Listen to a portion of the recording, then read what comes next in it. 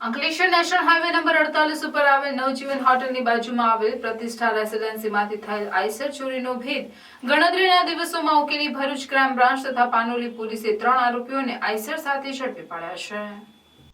Ankleshwar national highway number 48 ઉપર આવેલ નવજીવન હોટલની બાજુમાં આવેલ પ્રતિષ્ઠા રેસિડેન્સીમાંથી થયેલ આઈસર ચોરીનો ભેદ ગણતરીના દિવસોમાં ઉકેલી ભરૂચ ક્રાઇમ બ્રાન્ચ તથા પાનોલી પોલીસે 3 આરોપીઓને આઈસર સાથે ઝડપી પાડ્યા છે.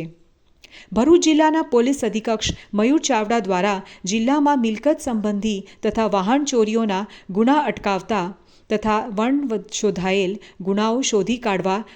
અસરકારક અને પરિણામલક્ષી કામગીરી કરવા સૂચના આપેલ છે. જે અનુસંધાને LCB incharge police inspector M રાઠોડે સૂચનાઓ અન્વયે જિલ્લામાં થતી વાહન ચોરીના ગુનાઓ સંબંધે ગંભીરતા દાખવી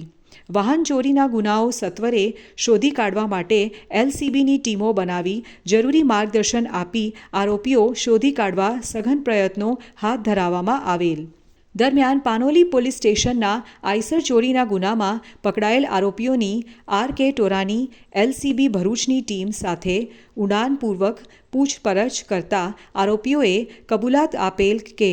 આશરે 10 દિવસ પહેલાં નેશનલ નંબર 48 ઉપર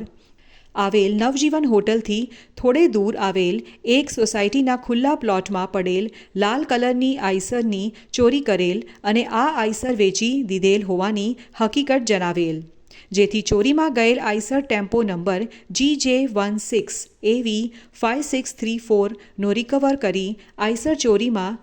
સંડોવાયેલ 3 આરોપીઓ દિલખુશ રાજા મોહમ્મદ સાદિક અંસારી હાલ રહેમ